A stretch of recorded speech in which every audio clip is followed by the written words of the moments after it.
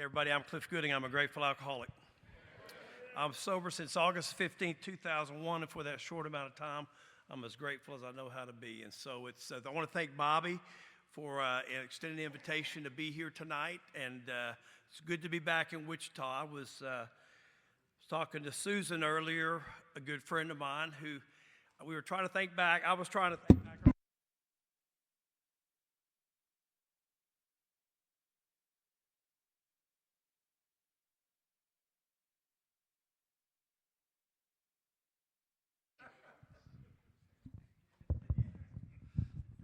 Oh, there we go.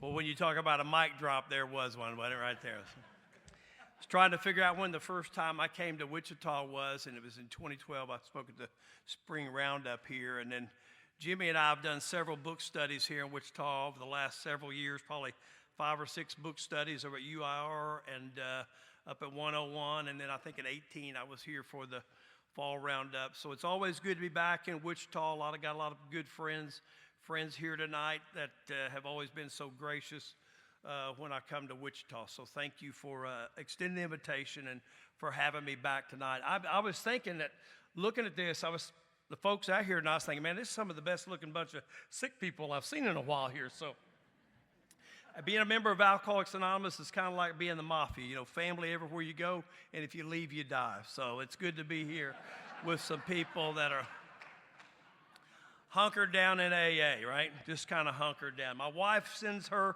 regrets she couldn't be here tonight. One of the gals, she's a great member of the Al-Anon family group. One of the gals she sponsors got married last weekend to one of my grand sponsorees, and so they were having a big reception blowout tonight. And so I called my buddy Jeff, who's in Stillwater. I said, I'm coming by, I'm picking you up. He actually ended up driving me up here, which I'm grateful. Jeff, thank you for coming with me, buddy, and being part of that. Alcoholics Anonymous, here it is. Here we are on June the 21st. And 11 days ago, we celebrated 90 years of Alcoholics Anonymous. Isn't that great? No?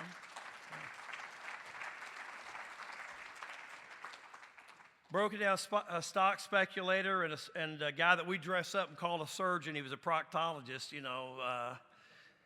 get together and at the Gatehouse in Akron, Ohio, and what Dr. Bob said, I'll give that guy 15 minutes. Turned out to be 5.5 hours, and it's a long ways from Akron, Ohio, to Wichita, Kansas, and I don't just mean geography. A lot of people over the last 90 years, particularly in those early years of Alcoholics Anonymous, those first 4 or 5 years when they're trying to figure it out, trying to get that book published, trying to write the recipe down, trying to get it figured out for how it is, this life-sustaining program, this absolute gift we have been given. And 90 years, that meeting, that fateful meeting that was had at that Gatehouse at the Cyberling Mansion. If you're here tonight and sober in Alcoholics Anonymous, you can trace back everything that's happened up to this moment from that meeting in that Gatehouse.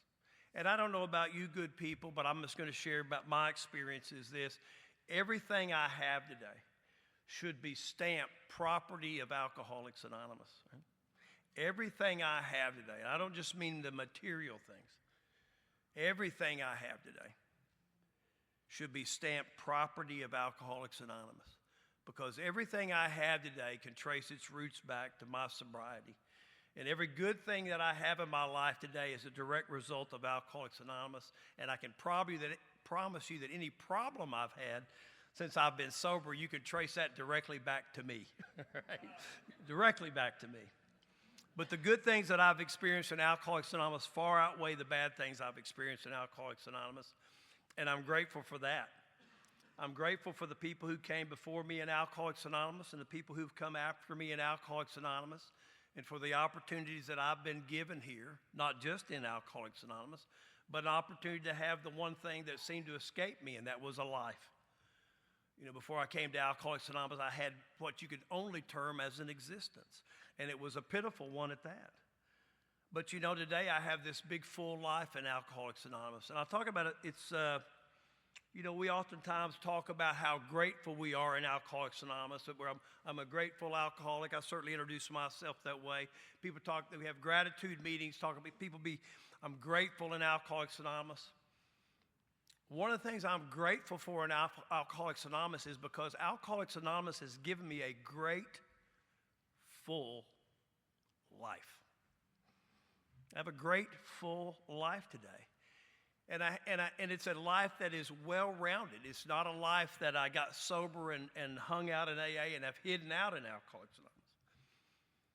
I certainly don't believe that a guy like me comes to AA to get sober to hide out here. I believe a guy like me comes to Alcoholics Anonymous to get sober to do exactly what our textbook talks about, and that is to be the demonstration it calls for, the more important demonstration in our respective homes, occupations, and affairs.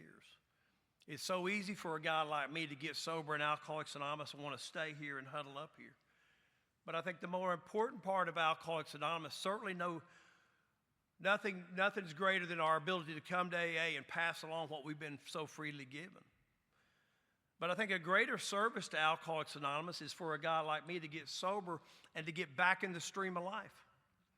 Is to get back to the job that I had before I semi-retired by alcohol. You know, a guy like me, I think the piece of that is to be a good neighbor in my neighborhood. I think a piece of getting sober, a big part of Alcoholics Anonymous is when I go to the grocery store that I conduct myself like a sober member of Alcoholics Anonymous. You know, I'm at my best when I'm with you. I think all of us are, really. I think we're at our best when we're with each other. Our ego won't let us be any other way, will it really? I mean, we're just at our best when we're at each other. I mean, when we're with each other, you could catch me at the coffee bar at my home group, and I'm like the Dalai Lama there some nights. I mean, I'm just espousing platitudes. I mean, I'm almost reaching water walker status there. You know what I mean? I mean, I could just take a shower with my socks on kind of deal. You know, I'm just spiritual. And during that hour, you know, I'm just immersed in Alcoholics Anonymous. But if I leave that meeting and the guy cuts me off in traffic and I give him the one finger salute, you know, if I go home and my wife shuts the door to the bedroom as soon as she hears me walk in the door, if I go down to that place that I work and people start closing their doors when I come down the hallway, if I get out of the car in my neighborhood and the people in my neighborhood get their kids in the house, then Alcoholics Anonymous, the way that I would practice it, would just be BS. Because it's just not about the hour that I'm in a meeting of Alcoholics Anonymous. See, Alcoholics Anonymous is a society of alcoholics in action. It's a set of spiritual tools that teaches me how to live life out there. It's a set of tools and a set of principles that when I take those and apply them to my life, it gives me a way of life that when I go out here, I can treat people with kindness. I can treat people with respect. I can treat people with dignity. All ideas that were far-fetched from me prior to coming to Alcoholics Anonymous. And so, you know, for a guy like me to come to Alcoholics Anonymous, you know, I could be a guy that would just come to AA and sit in the stands. And certainly if you're coming to Alcoholics Anonymous and you're sitting in the stands and you're sober, what a great thing. What a good thing to be sober in Alcoholics Anonymous. But I'm reflecting what our textbook talks about in there when it talks about, ain't it grand the wind stopped blowing, Mom? That sobriety for people like us is just not enough. If I'm just claiming sobriety, I could tell my wife, you know, my sobriety is August 15th, 2001. If I go tell my wife, you know, this year I'm going to have 24 years sober in August, she's going to look at me and say, I'm going to have 58 years sober this year on my birthday, because she's never drank, right? I mean, we think that's a big deal around here, right? And this sobriety kick's pretty important in AA, I got to tell you, you know. We're kind of sticklers for that around here. But see, what she's more interested in than my sobriety date, she's interested in how I treat her. She's interested in, do I come home when I say I'm going to come home?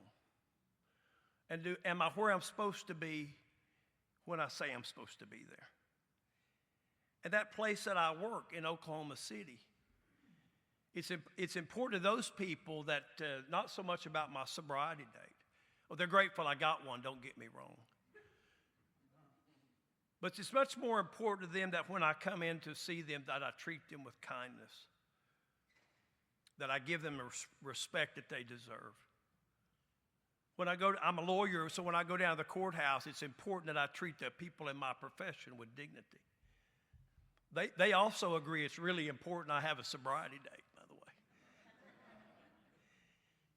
But they're much more impressed by my actions than they are that I have a date. And so when we come to Alcoholics Anonymous, I think about how important it is for the demonstrations that we carry here, certainly. Certainly the first of our book and Bill's story when he talks about Ebby as he sat there fresh-skinned and glowing, made that statement, there was something about his eyes. Certainly that's important when we're in meetings of Alcoholics Anonymous, to transmit the message of Alcoholics Anonymous that our textbook carries. The greatest promise I think we have here in the steps is step 12, having had a spiritual awakening as the result of the steps. What a great promise that is. Most people walk through life asleep and don't ever know that. They're dreaming about having a life, but don't even know they're asleep. But this great promise of having an awakening here, a spiritual awakening, the demonstration of what Alcoholics Anonymous has done for a guy like me, when my neighborhood knows who I was before Alcoholics Anonymous, when my employees know certainly who I was before Alcoholics Anonymous, when the judges and the court and the people I interact with, the other lawyers and my clients certainly know who I was before I got sober in Alcoholics Anonymous. I think perhaps maybe for a guy like me, the demonstration I make to those people of what our textbook talks about, God's omnipotence, working through Alcoholics Anonymous. Why would I say that? Why would I say, gosh, why is that so important? Because you know why? Because if my neighbors or somebody I work with or somebody down at that courthouse, if they themselves or somebody in their family ever has a problem with alcohol, I want to be the first name they think of, and not in a bad way. What I want them to think about, the demonstrations I want to make there is that, you know, that Clif Gooding went to Alcoholics Anonymous and he changed. His life got better. Maybe we could call him. That's why I think that demonstration is important. If I walk down that courthouse and I treat everybody with disrespect and my employees with different, you know what the message I'm going to send about what Alcoholics Anonymous does? It just sobers up an asshole. Right? It's the horse thief theory, right? You just sober up a horse thief, all you got's a sober horse thief. And I believe what Alcoholics Anonymous is supposed to do, I think what it's designed to do and what it certainly talks about doing is through this process that I have a transformational experience. Not a change, a transformational experience. That kind of idea that God just let me lay down tonight and die. And tomorrow I get up and I go to AA and I get immersed in the steps. That guy did die. There's somebody brand new when he walked out of Alcoholics Anonymous. It was somebody else. Silkworth certainly knew that was right. Carl Jung certainly knew that was right.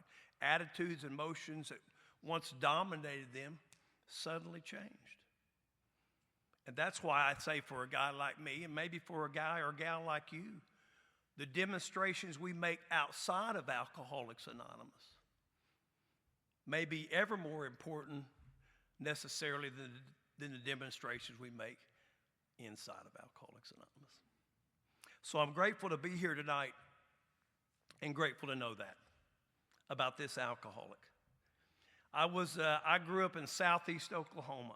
I'm a kid. I'm the second son, and only two sons. I'm the baby of non-alcoholic parents. Now, what that means is I have nobody to blame this on. So, my mother has 6 brothers. 5 died of alcoholism. I tell her she was a damn carrier. That's what she was. You know what I mean? My dad had 5 brothers and a sister. 3 of those died of alcoholism.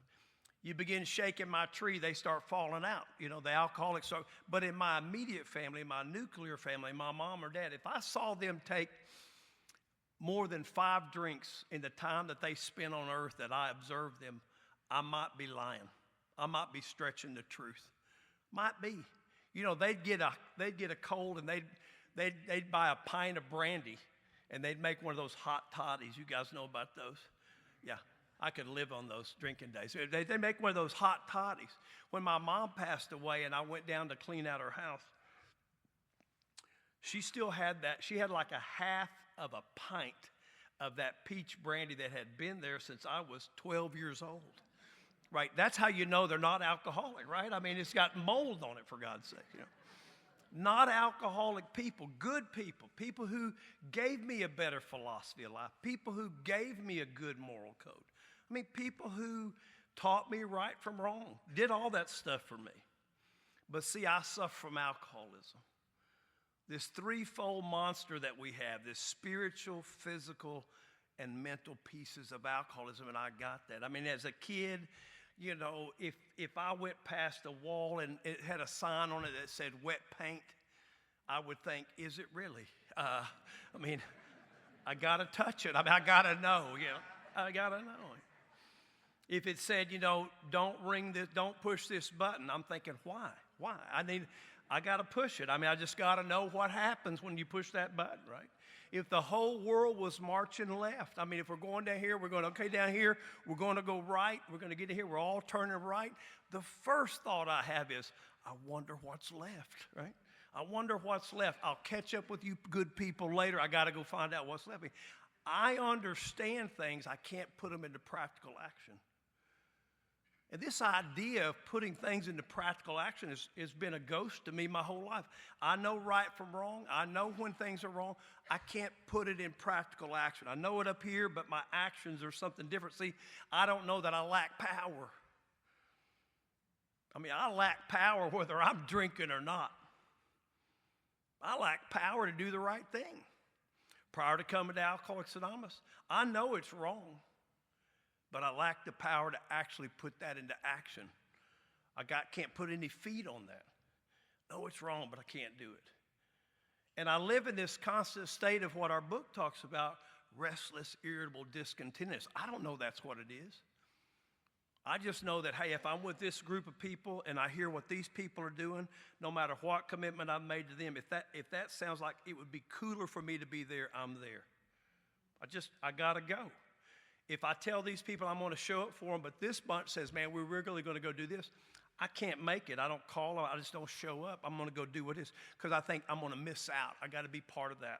I need to be part of this because then I'll be cool. I'll be with the people that it's happening with, right? I got to be with those people, whoever the hell they are. I got to be with that bunch.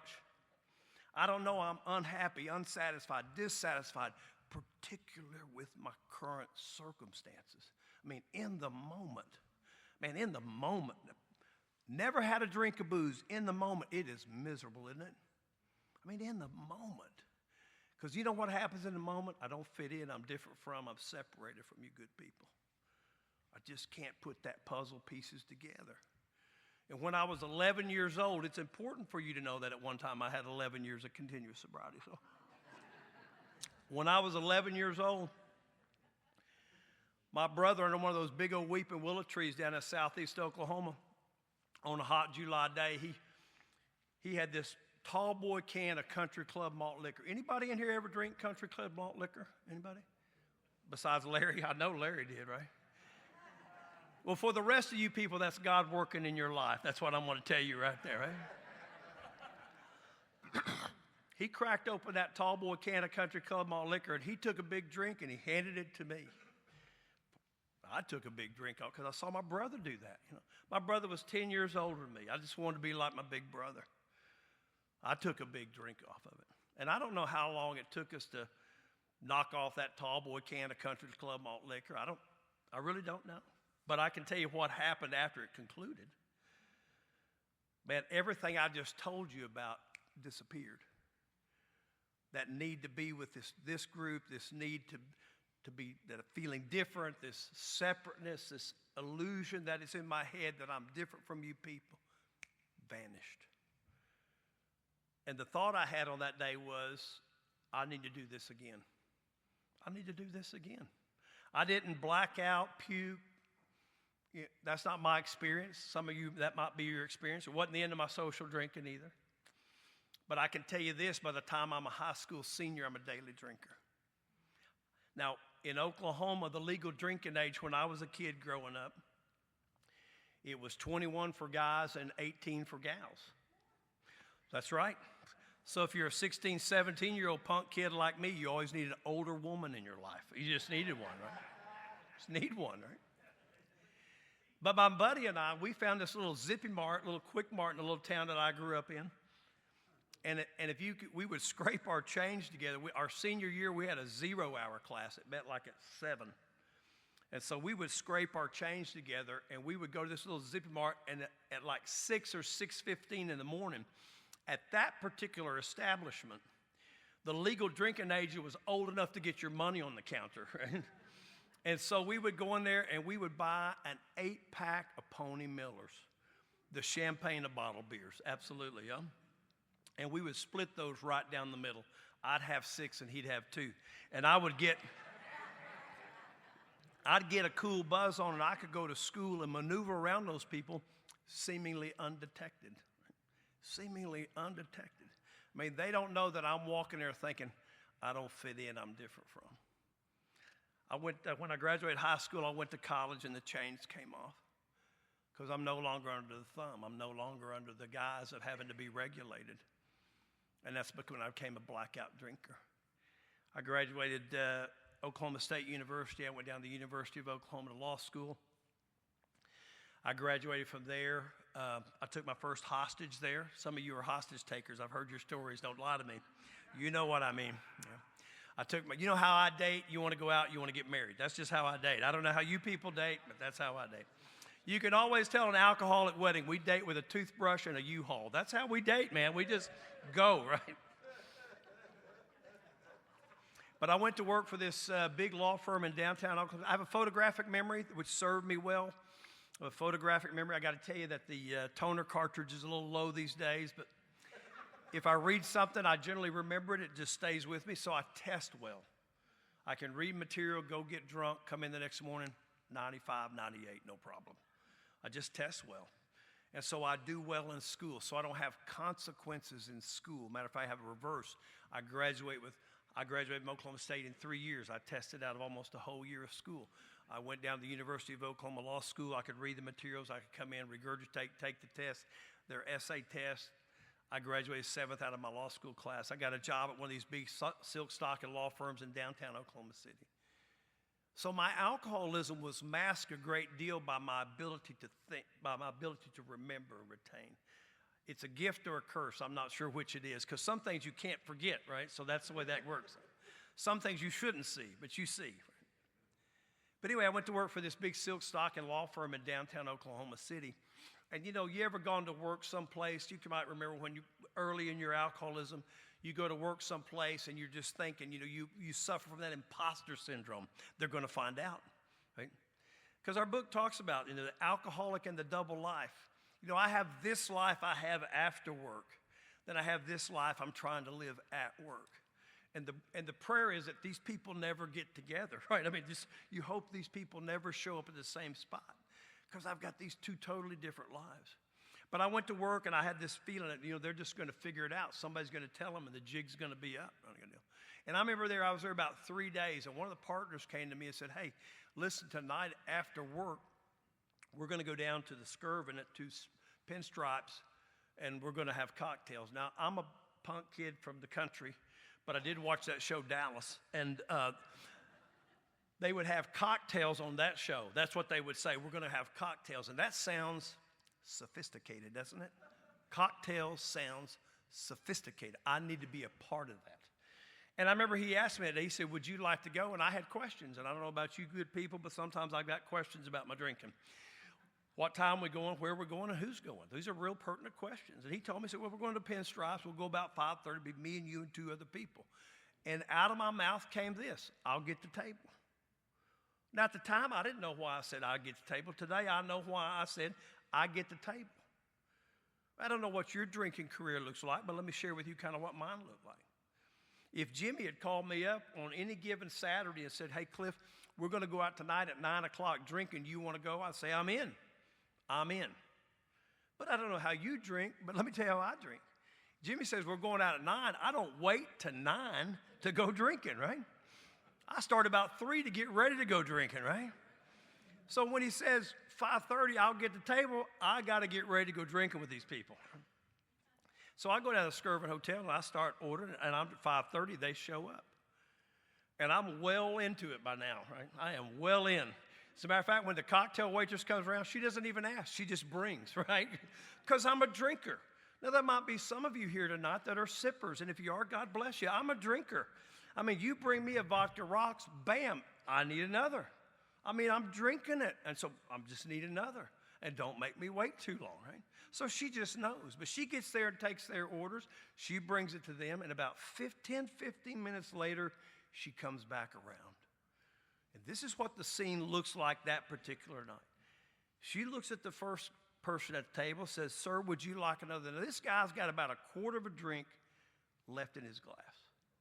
With a quarter of a drink on the table, this guy looks at his watch and says, oh my gosh, my wife is cooking dinner tonight, and it's going to be ready in about 30 minutes. I got to go. And with a quarter of a drink on the table, he gets up, pays his check, gets in his car, presumably goes home to his house. I'm not sure, but presumably goes to his house with his wife, has dinner with her, may or may not have another drink tonight, tomorrow, next week, next month, next year. I don't know. Looks at the second person. Now, this lady's got about a half a drink left. Looks at her, says, ma'am, would you like another? She says, oh my gosh, my daughter's got a soccer game tonight. It starts in 45 minutes. I got to go. With a half a drink on the table, she gets up, gets in her car, goes to the soccer fields, gets there early, finds her daughter, tells her she loves her.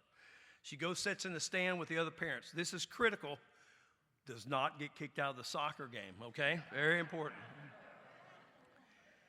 After the game, she goes down, gets her daughter. They may go eat pizza, and she may or may not have another drink tonight. She might not have one tomorrow, next week, next month. I don't know. She may never drink again. And then there's this third person at the table. Now, this is the strangest person of them all. Now, this person has about 3/4 of the drink left in her glass. Or maybe it's the worst case scenario where the ice is melting and the booze is overflowing. Now, in this crowd, that's alcohol abuse. I get that, right? I get that. But the waitress looks at her and says, would you like another? And she says the strangest thing of all of them. She says, no, I don't care for anymore. I'm beginning to feel it. Oh, right. And so you know what I think? Okay, now we start doing tequila shots, because if you begin to feel it, man, you're just about a half a drink from rocketing into the fourth dimension of existence right there, man. I mean, you're on the cusp of a spiritual experience. I mean, you just go right there. Just go. But what I know today, that what I didn't know, that when that lady says, I don't want it anymore, I'm beginning to feel it, what she's saying is she's verbalizing to her the effect that alcohol has produced in her. What she's saying is, I've had this much alcohol, and I feel impaired, and I don't want any more. Because that's the effect produced in alcohol to her. But see, that's not the effect alcohol produces in me. See, when I start drinking, I don't get impaired. I get empowered. Right? We're getting ready to get up and do some Jekyll and Hyde kind of stuff. You know what I mean? We're going to go on a personal adventure. Maybe an expedition. I'm not sure yet. Depends on the night. Right? Because see, some things about my drinking, when I start drinking, there's 3 times when I quit. Pass out, run out, blackout. That's it. I'm staying till I'm done. See, but I don't know nothing about no allergy. I don't know that when I ingest beverage alcohol into this system, something different happens to me than 90% of the population. See, I don't know that I have this allergic reaction to alcohol. I don't know that once I start, all bets are off. I don't know that. And we all know, everybody in this room probably knows people who are allergic to different things. I mean, you probably know people who are like allergic to like bee stings. You may know people who are allergic to things like milk. They're lactose intolerant. You give them some ice cream, bad things happen to them. Stomach aches, diarrhea. There's commercials for that, So they're just bad stuff, right? Bad things happen to people that happen when they're allergic. Peanut people. Oh my God, I could do an hour on the peanut people, just themselves, Well, since y'all brought them up, we're going to talk about them. So this is the deal with the peanut people, right? The peanut people, they make one emergency room visit, one. They quit forever, right? I mean, and they're serious. I mean, they don't have to go to Peanut Anonymous, right? They don't got to get the brown PA book. I mean, they don't. Right? They don't even have to get a Peanut Anonymous sponsor, right? They make one emergency room visit and they quit forever, and they're vigilant about it. Right? They go down to a restaurant here in Wichita. They walk in. The first thing they ask the maitre d' or the hostess, has a peanut been on this city block? I mean, they got to know, right? I mean, it's not enough, has it been in the restaurant? They got to know, has it, vigilant, man. I'm going to tell you about me and my relationship with booze. I'll give away children, wives, jobs, careers, cars, houses, my dependability, your stability. And I never connect the dots. It's the booze. Never connect the dots. You know what the problem is? It's her. It's him. It's them. It seems to me that if this out here would all straighten up, I'd be okay. That it can't be that. Can't be that. And I got to tell you, if it was just those two pieces, if it was just this spiritual malady, if it was just this disconnectedness, if it was just this physical allergy, if that was it, then what would happen on a night like tonight? We would come together. They would do everything that they did. I would get up and say, now remember, we all are allergic to booze. And you guys would go, that's right. And I'd say, thank you. And I'd drive back to Oklahoma City, right? Because if it was just a physical reaction, and it was just this spiritual malady, we just remind each other, oh yeah, we can't drink, and that would be it. But it's the third piece of alcoholism. It's that mental piece. It's that piece of alcoholism that makes people who've never touched a drop of booze in their entire life develop hypertension, right? Die early, suffer sleepless nights, never take a drop. That looks something like this. I could come home to any one of the four wives, but we use Lori. She's the current one. So she's cooking dinner. It's Thursday night. I walk in, and she says, I'm cooking dinner. It'll be ready in an hour. We need bread. Go get a loaf of bread. Yes, ma'am.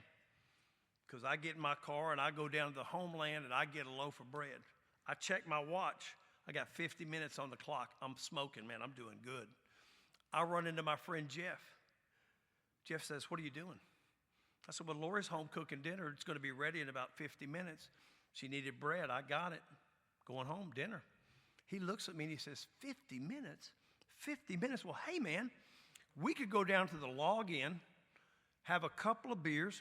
You could be home in 50 minutes. Now, when I get that kind of information, I filter that through the keen alcoholic mind, right? I know you guys are familiar with the keen alcoholic mind because AA is the only place we talk about the keen alcoholic mind, right? I can assure you one thing for sure. In the Al-Anon rooms, they are not talking about the keen alcoholic mind over there, right? Not. So I think 2 beers, 50 minutes, I can do that. So on a Thursday night, Jeff and I go to the Log Inn to have 2 beers. Now Sunday when I get home,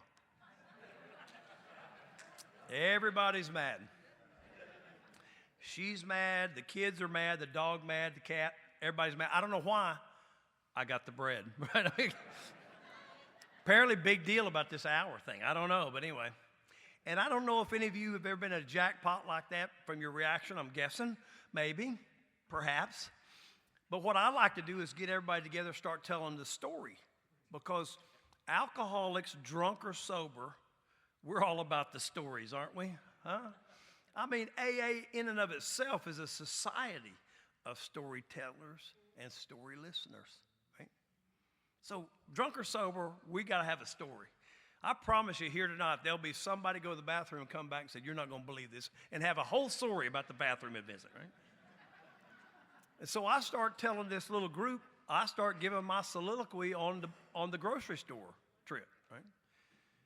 And I start telling them, home, dinner, hour, homeland, bread, 50 minutes, Jeff. And when I get to that part of my story, something up here happens to me. I mean, my brain does these mental gymnastics up here, and it's like so happy because suddenly it has identified the problem that had eluded me for 4 days. Jeff, right? And so I begin to tell the story of my personal adventure from a whole new perspective. I start to tell the story that Jeff is the problem, right? Now, when I'm done with that story, now let me just tell you, when I'm telling stories like this, and I've had to tell those stories many times, and if you're here tonight and you identify yourself as an alcoholic, I'm suspicious that you've had to tell a story like that many times. But generally, when I'm telling that story, I'm going to tell you who I'm telling it to. Generally, when I'm telling that story, I'm telling it to the people who love and care about me the most. Generally, I would be telling that to my mom and dad, my brother, my friends, people I've worked for, any one of the three ex-wives and the current wife, right? Children. And I'm going to tell you, I would tell you that I love them the most. But my actions certainly didn't look that way. I mean, if anybody else on earth treated those people the way that I treat them, I'd take them out in the front yard, I'd beat them to death. Yeah? But I tell this story, and I'm proud of it, because Jeff's the problem.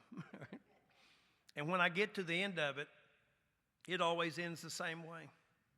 Oh, the verbiage might be a little different here and there, but it always ends the same way.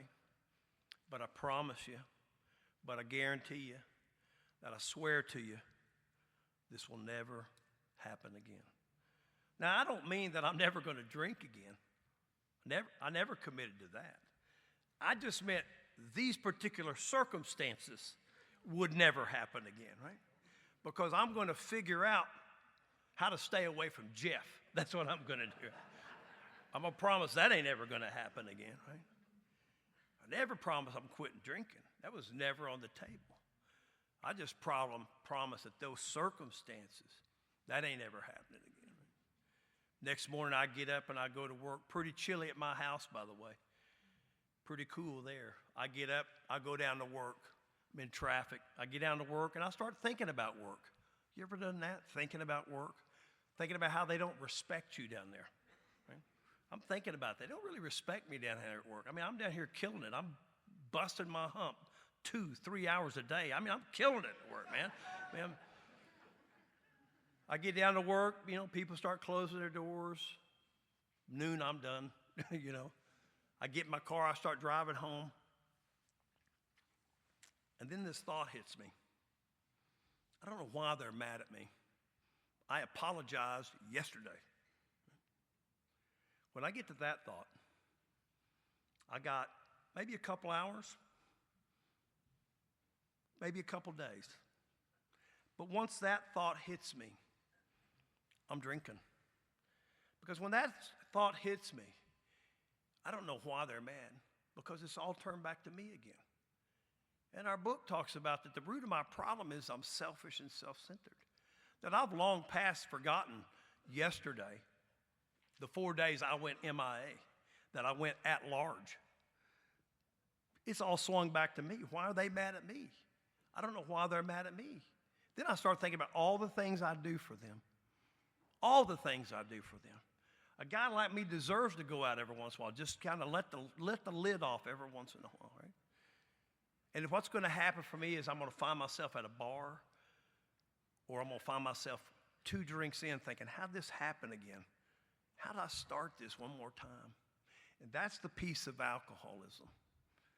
That third piece, that peculiar mental twist that separates a person like me from the average temperate drinker.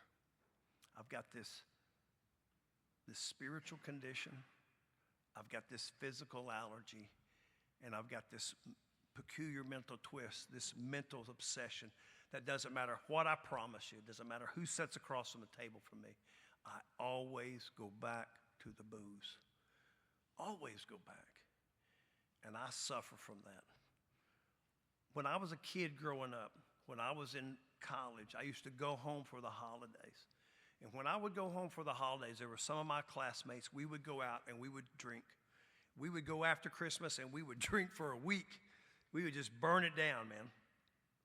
And the strangest thing happened to those kids. When they got out of school, they met him, they met her, or they got these great jobs, and they just quit drinking. And you know what happened when they quit drinking? Their lives got better. Their lives got better when they stopped drinking. That's all they did. They just stopped drinking, and their lives got better. They started getting promotions at work. They started buying houses. They started having kids. They got those things, what are they, those 401ks, you know that, you know? They don't have zeros on their Social Security statement. You know, the real productive people, right? In the summer of 2001, Lori had kicked me out of the house one more time, and I'd stumbled back to Alcoholics Anonymous. I knew about AA.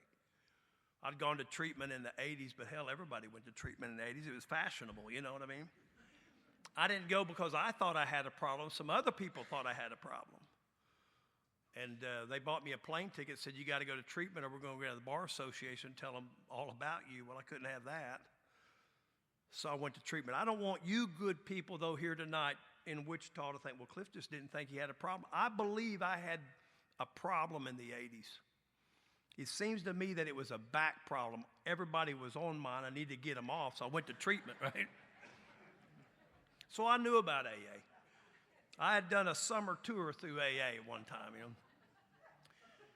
So when she kicked me out of the house in the summer of 01, I went to AA. But I didn't come to AA to get sober. I came to AA to tell her I was coming to AA. I had a plan.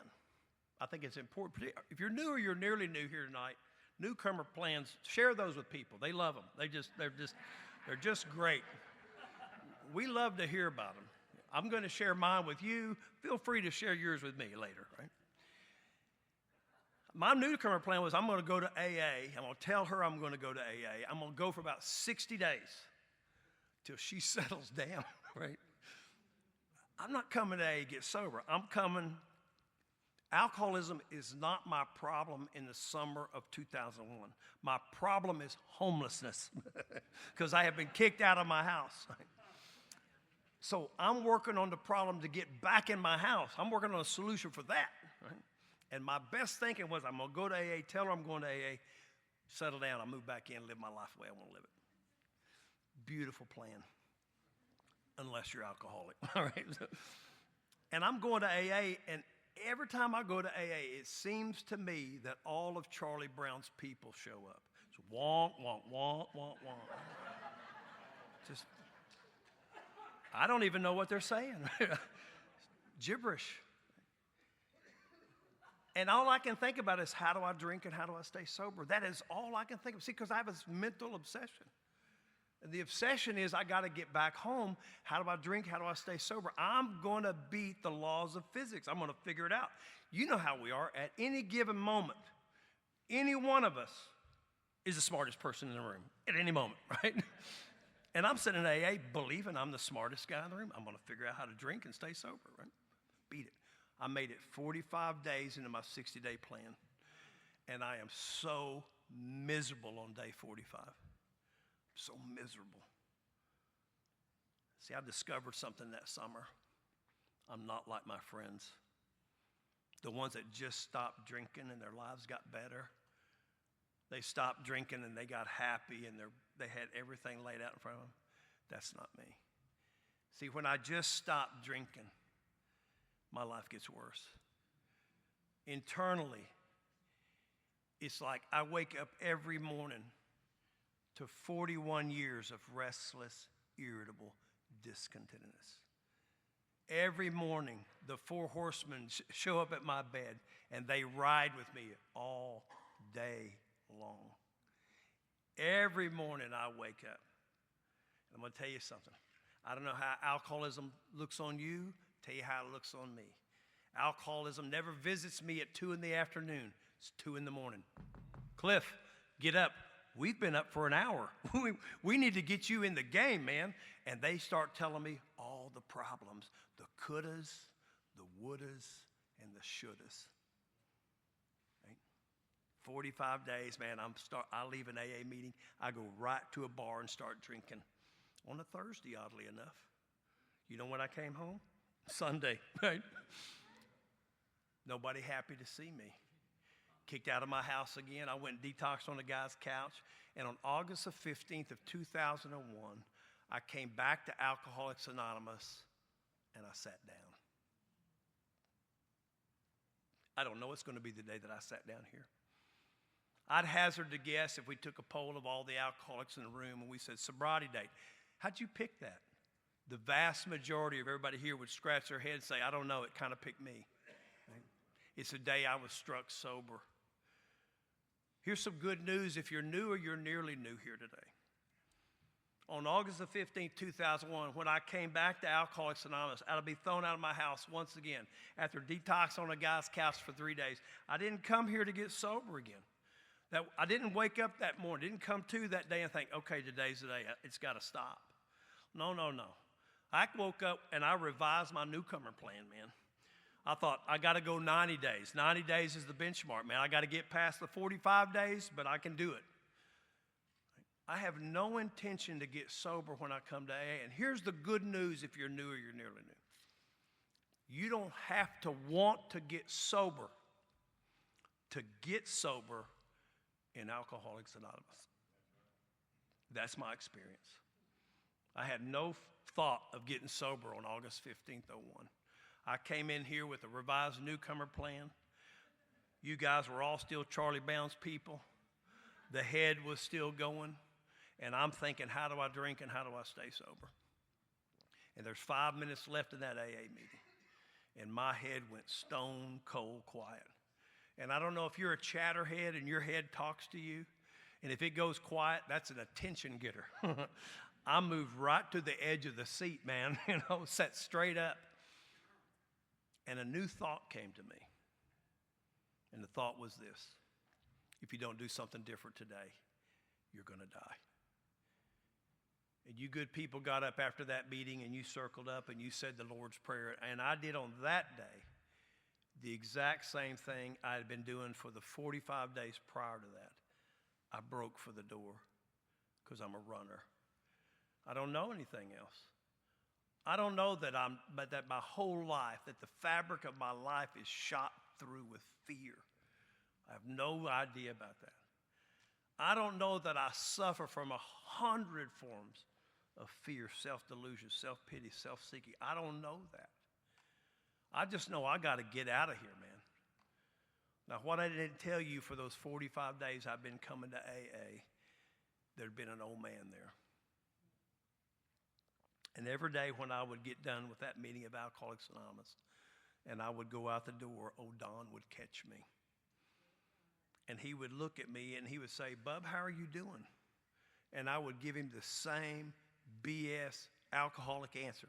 I'm fine. I'm fine.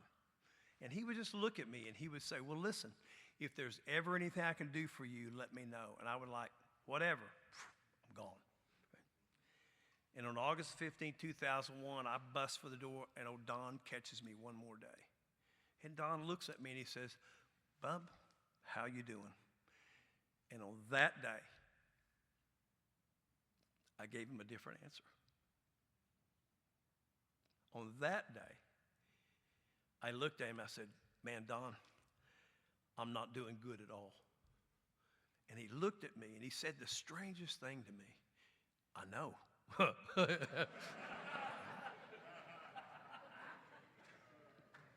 And he looked at me and he said, well, listen, if there's ever anything I can do for you, let me know.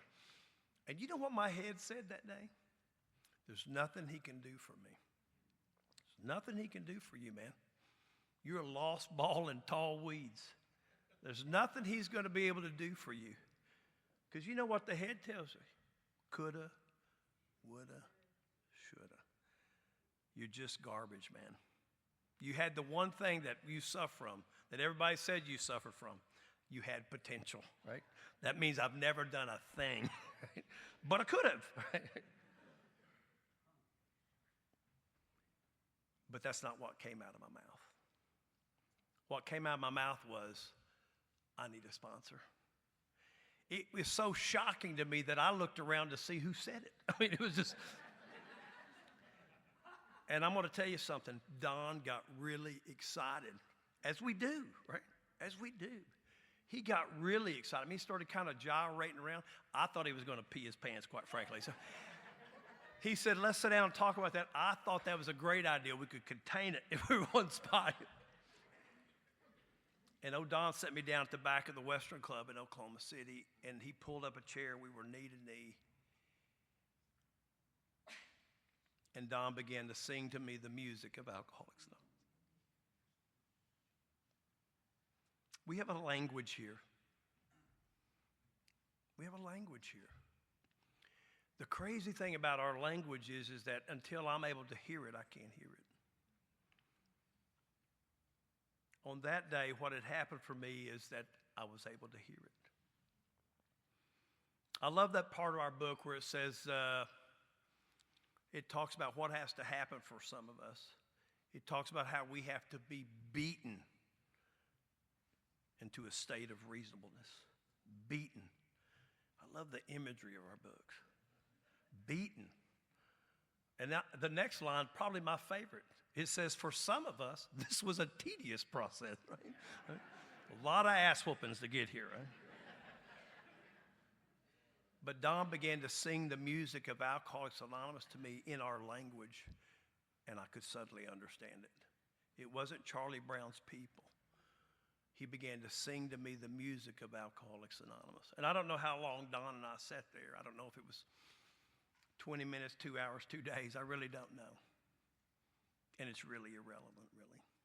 But I can tell you this, when Don was done talking, I'm like some kind of high-stakes poker player in Vegas. I just pushed all my imaginary AA chips to the middle of the table, and I went all in on Alcoholics Anonymous. And I'm going to tell you something. I've been all in on Alcoholics Anonymous from that moment in time to this moment in time right here. And if you're here tonight and you're saying sobriety is enough, I'm sitting in the stands and sober's enough. Being on the team's enough. I'm okay riding the bench. I'm okay. I'm sober and I'm on the bench. I'm on the team. I'm okay. That's not enough for me. I need to be in the game. Put me in the game. I need to be in the game of life. I need to be in the game of Alcoholics Anonymous. There are some people here I know that serve on this committee. Some of you have served on other committees. Some of you in general service, probably. And being in service in Alcoholics Anonymous is kind of like being at a professional football game. 90,000 people in the stands, dire need of exercise. 24 people on the field, dire need of rest, right? That's service in Alcoholics Anonymous. Right? I don't want to be in the stands. Put me in the game, man. Because in the game is where it happens for people like us. In the game is where all the miracles in Alcoholics Anonymous are. If I'm just sitting in the stands, I'll hear about it. Maybe I'll read it on a stat sheet. But I need to be in the game and experience that. It doesn't matter if I go to the plate today and strike out. It doesn't matter. Put me back in tomorrow. You know, it's always been said by psychologists and psychiatrists, there's three things that every human being wants: identity, community, purpose. Every psychologist, every book written on psychology says that every human being wants three things: identity, community, and purpose. When we come to Alcoholics Anonymous, perhaps for the very first time in our life, we get an identity. And maybe it's not the one we thought we were going to get. I wanted to be like bank president. That's the one I was looking for, right? I mean, somebody said, boy, Cliff, you should be president. I said, we'd have nuclear war by noon. That's the deal, right? No. Right?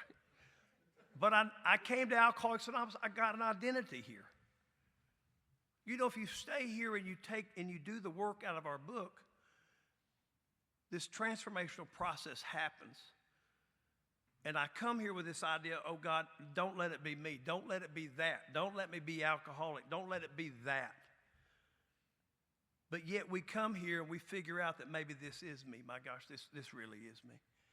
When I suffer from this malady. When I drink, I can't stop. And when I tell everybody I'm going to stop, I can't stay stopped. I can't drink, I can't not drink. And I come here against my better judgment thinking this can't be me. And yet I come here and I get this identity that I'm alcoholic. And suddenly what happens to us? Exactly what our book promises us. We get a host of friends. This idea of this separation, this loneliness. If you're in Alcoholics Anonymous and you're not happy, that's on you. If you're in Alcoholics Anonymous saying, geez, I don't know how to be of service, there's nothing to do, that's on you. If you're not in Alcoholics Anonymous and you're not happy, joyous, and free, that's on you. Because we have a treasure map here. It's not the treasure. We have a treasure map. It's called the Big Book of Alcoholics Anonymous. It's a treasure map because if you take the actions outlined in that book, it leads you to the treasure, the God of our understanding. It leads us to this spiritual transformation where we wake up, that we suddenly wake up and things that used to be common sense to us become uncommon sense, our book tells us. And I come here and I meet you people. I'm trying to check out if you're cool enough for me to hang out with, right? I mean, I ain't worked in 3 years, you know. I became a functioning alcoholic. I had a wife that worked. You know, that's what it is. She made good money. I tell everybody I was a go-getter. I'd take her to work and go get her. That's what I'd do. But I get an identity in alcohol. I get an identity in alcoholics. So I'm an alcoholic. I'm a part of something. I get a community. I get a community in Alcoholics Anonymous. I get real friends. People that at 3 a.m, if they call me, I'll go get them. People I know that if I call them, they come get me. I get a community. Dr. Young, in his letter to Bill Wilson on the 25th anniversary of Alcoholics Anonymous, check it out, look it up. Wilson wrote Young talking about, hey, we kind of recognize you as a co-founder of AA because you brought the solution. You gave it to a guy you probably don't remember. His name was Hazard. Jung writes back and says, oh, yeah, I remember Hazard. I remembered him. And he goes on to talk about this idea of alcoholism. This it's like a low-grade thirst for God. He talked about being spiritus contra spiritum, booze versus God. And we come here much more brothers and sisters in our defects than we have ever been in our virtues. But yet, because of those defects, we bind together in this community. And suddenly, we have something of extreme value, our experience. Jung talked about in that letter to Bill that we have these protective walls of alcoholics, this protective walls of community. That's what we have here. In Alcoholics Anonymous, I get an identity. I'm an alcoholic, and the world opens for me. I come here, cop to the truth, the world opens for me. There's nothing on this earth I can't do except one thing. I can't drink booze. One thing. And it's the one thing my mind will tell me certainly you could do today, right now. But I come here and I get an identity and I get a community. And strange as that may seem, I take the steps of Alcoholics Anonymous. I have a transformational experience, and suddenly, by the miracle of Alcoholics Anonymous, I get a purpose. I get a purpose in my life. And the three things that every great psychiatrist and every great psychologist has ever talked about in Alcoholics Anonymous, if you come here and you surrender to this process and you take the actions in that book, it is a gift that is handed to you that you get all three. All three. An identity, a community, and a purpose to stay sober and to help other alcoholics to achieve sobriety. And by sobriety, when we mean that, we just don't mean stop drinking. We mean sobriety in the sense that you're not going to drink, but we're going to lead you to a power that's going to solve all your problems. Not just your drinking problem. Well, Ebby was very clear when he talked to Bill that day. And if you notice, Ebby never promised Bill, hey, if you do these things, you'll never drink again. He doesn't say that. What he says is, Bill, if you'll do these things, you'll enter into a new relationship with your Creator. And you know what? You won't want to drink again. And that's my experience in Alcoholics Anonymous. Now, saying all that, what I don't want to leave you with is the impression that I've came here and it's all been unicorns and lollipops, right? Because that's not my experience. At 9 years sober, I always struggle for the right word. My wife says over sober. I just say godly. I like to call it my tent and tambourine period. It was my revival period, right? When I was holding revivals, right? Because I was giving you spiritual enemas, right? I mean, sure, you're going to have an experience by God, and you're not going to drink on my watch. I quit sharing my experience, and I started telling people what to do. I got very evangelical, very didactic in my approach to Alcoholics Anonymous. And if you weren't doing it this way, it was wrong. And I'd talk bad about you if you weren't doing it this way. I'd talk bad about your group if you were doing it this way. I'd tell people, don't go over there. Don't do it right. This is the only way we do AA. This is it right here. And I got really, really sick right in the rooms of Alcoholics Anonymous. And I've talked to a lot of people who've had an experience like mine. And it's generally people who just have this passion for AA, this passion to help people, this passion to lead them to a power, this passion to share this spiritual awakening that they've had with them. The trick is to survive that. That's the real trick, because everybody in this room can name, if you've been here any appreciable period of time, could name after name of people who've come here, had an experience, got frustrated with AA, walked right back out the door. Somewhere in there, they went back to sleep, and they walked out our doors, never to darken again. And so the deal here is to stay awake. I got kicked out of my house at 9 years sober. And I went to live with a guy I think you guys had here, a guy named Ben. I think you guys had him up here from Oklahoma. And Ben spoon-fed me Alcoholics Anonymous, and he nursed me back to health. And what happened for me is I had this second surrender in Alcoholics Anonymous. This idea that there's something more than just not drinking.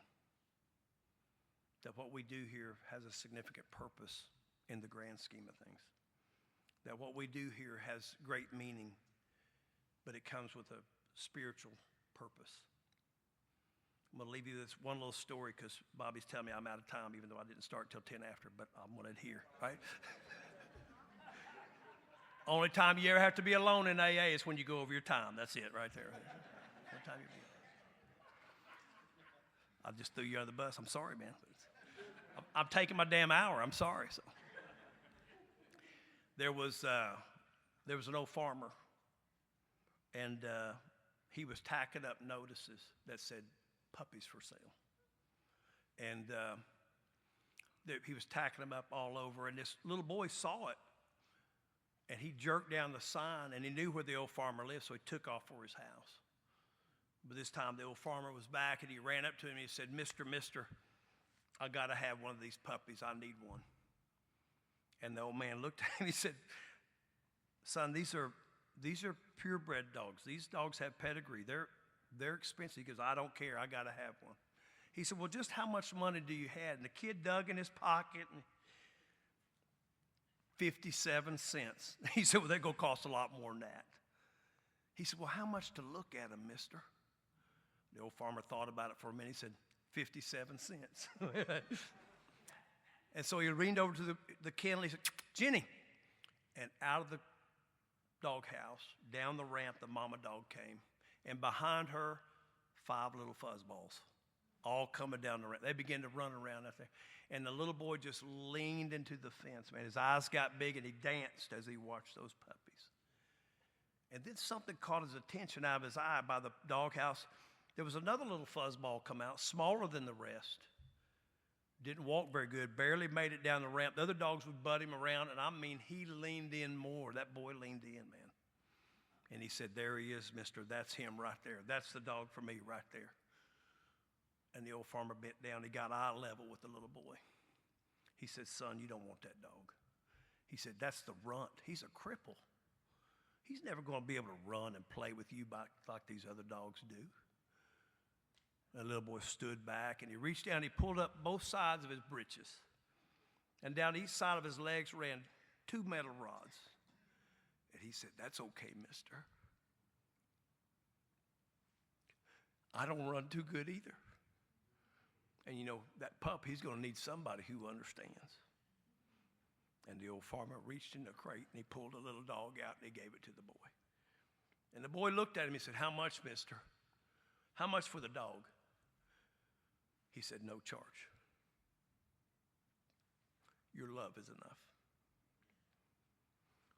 I came to Alcoholics Anonymous beat up, crippled, and an old man stood by the door. His love was enough. Thanks for having me.